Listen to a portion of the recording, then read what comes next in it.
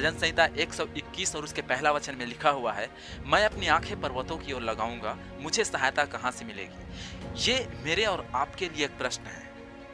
हम जरा सोचें कि हमें सहायता कहाँ से मिलेगी, और इन प्रश्नों का जवाब प्रभु यीशु मसीह एक स्थान पर देता है। जितने भी लोग इस वीडियो को देख रहे हैं, ये वचन कहाँ लिखा है जरूर कमेंट बॉक्स पर लिख करके बताएं। परंतु जब वह सहायक आएगा जिसे मैं तुम्हारे पास पिता की ओर से भेजूंगा, अर्थात जब पवित्र आत्मा हमारे पास आता है तो वो बताता है कि हमें क्या करना है। पवित्र आत्मा हमें सहायता देता है कि अपने पापों से हम कैसे लड़ें। पवित्र आत्मा हमारे संघर्षों में सहायता करता है। जब हम परमेश्वर के वचन को नहीं समझ पाते, उस वक्त पवित्र आत्मा हमारी सहायता करता है। पवित्र आत्मा हर परिस्थिति में हमारी सहायता करता है।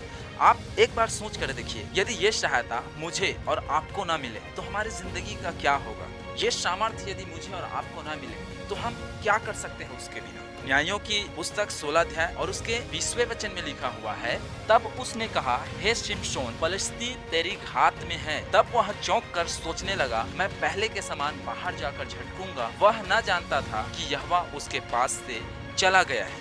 जब यहोवा उसके पास से चला गया है तब शिमशोन निर्बल हो गया है। पहले जैसा अब उसमें कोई ताकत नहीं रह गया। पवित्र आत्मा हमारी सामर्थ्य है जिसे परमेश्वर ने हमें दिया है। पर जब हम पवित्र आत्मा को शोकित करते हैं, जब पवित्र आत्मा को हम निराश करते हैं अपने व्यवहार के द्वारा, अपने कार्य के द्वारा, परमेश्वर की आज्ञा को तोड़ने के द्वारा, तब पवित्र आत्मा हमारे अंदर से चला जाता है। और जब पवित्र आत्मा हमारे अंदर से जाता है तब उसकी सहायता हमें मिलना बंद हो जाता है। प्रेरितों के काम पहला अध्याय उसके 8वां वचन में लिखा हुआ है, जब पवित्र आत्मा तुम पर आएगा तब तुम सामर्थ पाओगे। अर्थात पवित्र आत्मा के बिना हम कुछ भी नहीं कर सकते। यदि पवित्र आत्मा हमारे अंदर है तब हमारे अंदर सामर्थ है पवित्र आत्मा का। यदि पवित्र आत्मा बाहर है तो सामर्थ बाहर है। पवित्र आत्मा में भावनाएं हैं। आपको सोचना पड़ेगा, आपको समझना पड़ेगा, अपने कार्य को, चाल चलन को सुधारना पड़ेगा, क्योंकि पवित्र आत्मा शोकित होता है। इसीलिए तो साउल को प्रभु यीशु मसीह ने कहा, हे साउल तू मुझे क्यों सताता है। क्योंकि साउल जो था वो परमेश्वर के लोगों को सताता था। जब तक हम परमेश्वर पर पूर्ण रीति से उसकी सहायता पर निर्भर नहीं रहते, तब तक परमेश्वर हमारी सहायता नहीं करता।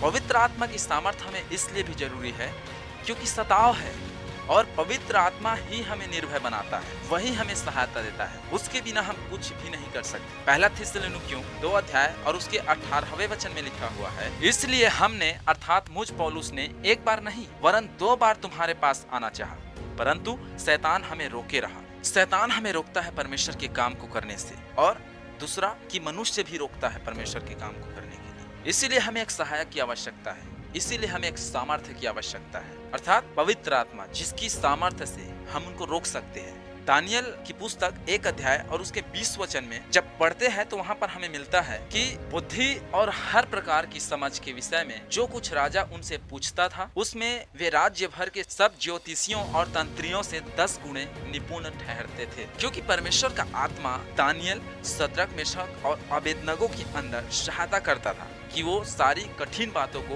बता सके। देखिए, वचन को समझना बहुत कठिन है, पर जब स्वयं जिसने लिखा है वही वचन को समझाता है तो आसान हो जाता है। केवल पवित्र आत्मा ही समझा सकता है, क्योंकि वचन में लिखा है कि संपूर्ण पवित्र शास्त्र परमेश्वर की प्रेरणा से लिखा गया है। यिर्मयाह की पुस्तक 1 अध्याय और उसके 9वें वचन में लिखा हुआ है, तब यहोवा ने हाथ बढ़ाकर मेरे मुंह को छुआ और यहोवा ने मुझसे कहा, देख मैंने अपने वचन तेरे मुंह में डाल दिए हैं। वही हमारी सहायता कर सकता है। हम पवित्र आत्मा के बिना कुछ भी नहीं कर सकते, इसलिए आत्मा को ना बुझाओ। ये वचन कहाँ लिखा है, इस वचन को भी आपको कमेंट्स बॉक्स पर लिख करके बताना है। परमेश्वर के पवित्र आत्मा को शोकित मत करो, बल्कि अवसर को बहुमूल्य समझकर आत्मा से परिपूर्ण होते जाओ। इस वचन के द्वारा प्रभु आप सबको आशीष दे, और यदि इस वचन से आप आशीषित हुए हैं तो आप जरूर बताएं, आप अपना रिस्पॉन्स जरूर